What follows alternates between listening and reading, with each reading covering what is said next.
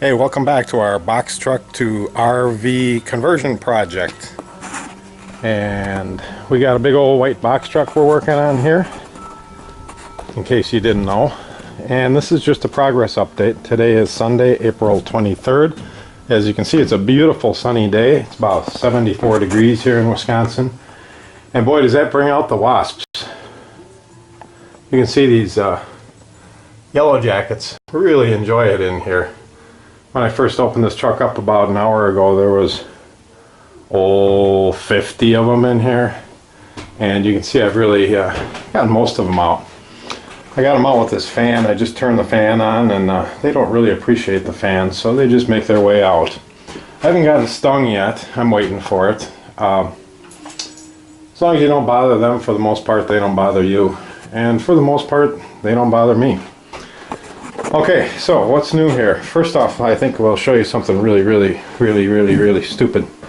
As you can see, this window is a little crooked, and I couldn't figure out why it was crooked. It seems to be sitting on this one little piece of plastic in here, which I can't really show you, and I don't really want to crush a wasp, but you can see it's crooked. And there's one little piece of plastic down there that seems to hold the window up, and that's why it falls down on this side or the other side.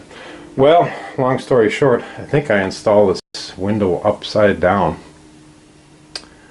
which really sucks, but it's not coming out, that's for sure. And I don't want to flip it the other way because I need the screen on this side for the emergency exit. There's when these back doors are closed, there's a handle that you can reach through to open the back door if for some reason you needed to egress out the back side in an emergency. Yeah, you can see that guy's not very happy. So we want to keep these wasps happy, so I'm just going to back off here. As far as the window goes, I'm going to figure something out to support it on the bottom there and keep the window in place, and like I said, it's not coming out. Alright, hey, so we got some shelves in. I don't know if you saw these yet, but the top is going to be a speaker, and you can see I've run some 16 gauge speaker wire in there for it, and the bottom two are going to be shelves. Same over on this side. Yesterday I took out all my cardboard cabinetry, my mock-ups, because I'm pretty much know what I'm going to do here, and I'm starting to prepare the truck for spray foam. I talked to a guy named Denny who does spray foam, and he said, yeah, just drop the truck off and he'll insulate it for me. So I'm starting to get ready for that. One of the last steps is electrical, and so that's what I'm working on today, low voltage and high voltage electrical. You can see I'm fishing wires here and there and everywhere. So these are the wires that are going to go to the fuse block. They're going to go through the hole. I got two holes there. I'm going to make one big hole out of those two smaller holes, and that's what I'm working on right now so that I can get these low voltage wires through. I've got most of the high voltage wiring done. Well, hey, Duke. Oh, look who it is. There's our dog. We have another dog staying here today, and so Duke needs a little extra attention. Oh, yes, I know. Okay, so AC wires. You can see I've got a box here for the microwave. I still need a box for the refrigerator. Got a little bit of AC wiring to run yet, but over here I've got a junction box with a AC line coming from the electrical panel over here, and then it splits off, one up here for the TV, one for coffee maker or whatever, or on the kitchen countertop, and I'm going to put an outlet over here by the door. I've also got some low voltage wiring set here. Did some of this last night. I'm going to put a switch here, a triple switch like this, and this is going to for the house light. What is it, huh? What is it? Why don't you just go on? Go on. Go sit in the chair or something. And then these come up here. One's for main light up here, and then one's going to be for an outside light there, and one for an outside light on the back side. I've also got a low voltage feed up here for what I call a skylight circuit. This is going to go for a light that's going to go over the table, a light that's going to be up in here, and 3 lights, one by each of the 3 skylights is the plan anyways. We'll see what happens. I've also got a circuit here for what I call under cabinet lights, and I've got 14 gauge running down and a tease right here, and the 12 gauge is going to go, there's a 12 gauge that's spliced off into two 14 gauges, and one of them comes over here for under cabinet lights. So I'm making a little progress. I got a 12 gauge line coming over here up for this house wiring circuit, and another 12 gauge up here for the skylight circuit. I'm also going to put two speakers up here. I ran some 16 gauge wire for speakers. Comes over here. So all the speaker wires, there's 4 speakers, 2 in the front, 2 in the back. All the speaker wires come down here, and right now they're just coiled up in a bundle. And eventually they're going to come out here, and the stereo system is going to be in this cabinetry. So that's that. What else can I show you here today? I haven't done my water testing, my leak testing yet. I still want to do that before I get it spray foamed. I do have the furnace pretty much in. You can see I got a copper wire here for the copper gas pipe for the gas. I got flare fittings on both sides. I had the hardware store flare both ends for me. And I also have a gas line here. This is for that Big Buddy, Good Buddy heater. And also I think I'm going to use it for a stove top over here. So I got 2 gas lines coming in here. So let's take a look. Oh, the other thing I don't know if you've seen yet is we've got curtains. So this is just a little shower curtain I had in the house that I hung on this rod just for show and tell. I want to get a different, something other than leopard skin, different curtain, something a little heavier too. I want it to be very opaque. I want it to do a little sound deadening when you're on the road, and I want it to hold heat in. So I want something fairly heavy for this curtain. But I got the rod up, and what I did is I sandwiched this aluminum angle that was sticking out here. I sandwiched it in with a couple of 2x2s, drilled a hole up here, and I put a little nail in it to hold it in place for now. And so we've got a rod. The rod I purchased at Menards, it is a closet rod. It's pretty heavy duty. It's pretty strong, so I'm pretty pleased with that. All right, let's take a look outside. So what's new in here? I think you've seen this before, but this is my gas manifold, and you can see the copper line going to the furnace, and the rubber line is going to the Good Buddy heater, and I've got a third valve in there too for something else. Not sure what that is, but something else. All right, come around back here. This is probably where we've made the most progress. I'm going to call the back pretty close to finished. I've got my lower door on finally, got my hinges. I repainted the bottom here. You can see where it was pretty rusty. I took a wire brush, a wire wheel, and I ground this down, tried to chip all the rust off. Primed it with some Rust-Oleum Rusty Metal Primer, and then gave it a coat of Rust-Oleum high gloss white paint. And so this works out pretty well.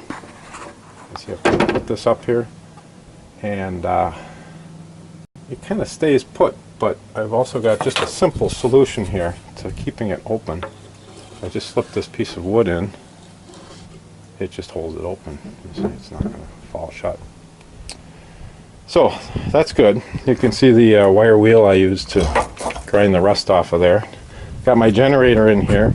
This is the water tank fill line. So it's it is a food grade water hose I bought, a 10-foot hose. And the idea is we're just going to hook up a garden hose here and fill the tank. This is also going to be the breather for the tank. So I need to put some kind of cap on here with a little mesh screen to keep the bugs out, but let air in so that the water tank can breathe. I've got the aluminum panels up here on both sides ready for some type of a picture I'm going to get printed on vinyl or canvas and glue a picture on there so that when you're looking through the back window it looks like you're looking at something. So those panels are ready. To open the door, we just pull on this side, and on this side we've got a handle. Again, when this is closed up, this handle is accessible from inside. Well, I got the hatch door open now, but you get the idea. Alright, let's take a walk around here. This is the electrical panel. I was working in here yesterday and this thing came loose. I bumped something and my little thing here came loose to hold it open. This thing cracked down on my head, and so you can see, probably see what I got on my skull. A nice gash to show. So I'm working on it. These two holes are what I just drilled, and I'm gonna cut this open across here, so I've got a pretty good size opening to get the low voltage wires in here and get them down to the low voltage fuse panel. This is for low voltage wires coming through for the battery. The battery wires for the inverter are going to come around the back side. I've got the charger sitting out right now while I'm putting this hole in.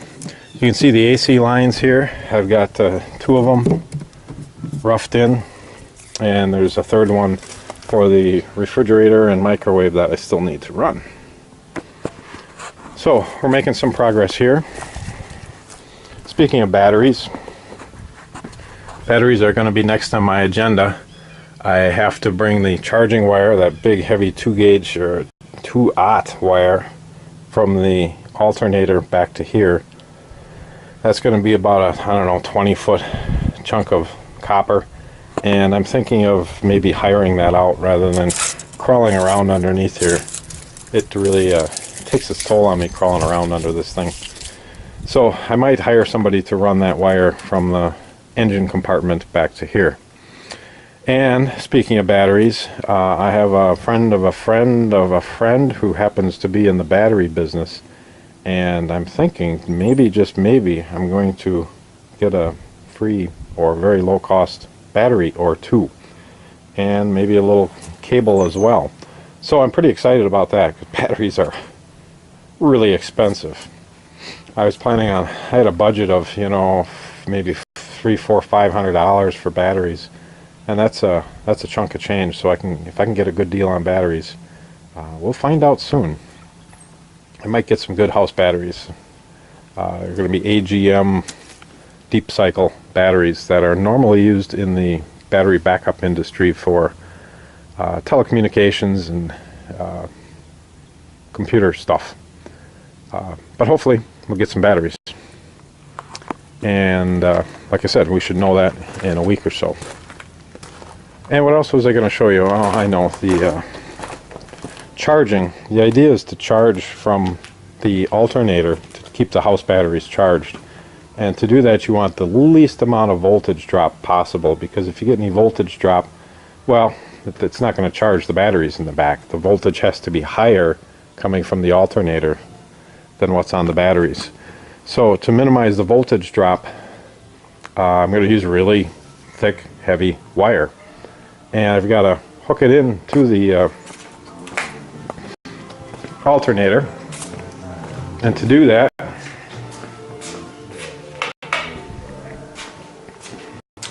maybe I showed you this before, but I've got a charge relay, and one side of it is going to go to the alternator and the other side of it goes to the house batteries. And I've got a 150 amp circuit breaker here. I've mounted these on an aluminum plate, and this aluminum plate is going to get mounted in the engine compartment to the top of the engine, pretty close to where the alternator is. And so the alternator is going to come right in here, through the circuit breaker, through the charge relay, and then back. And then this is my 2-aught copper wire that I'm going to run underneath the truck from the front to the back. And I've got some conduit that I'm hoping to put that wire into right here and support that conduit underneath the truck. What's the problem there, Duke? What's the problem? So I guess that's it for today's box truck to RV conversion project 1.0.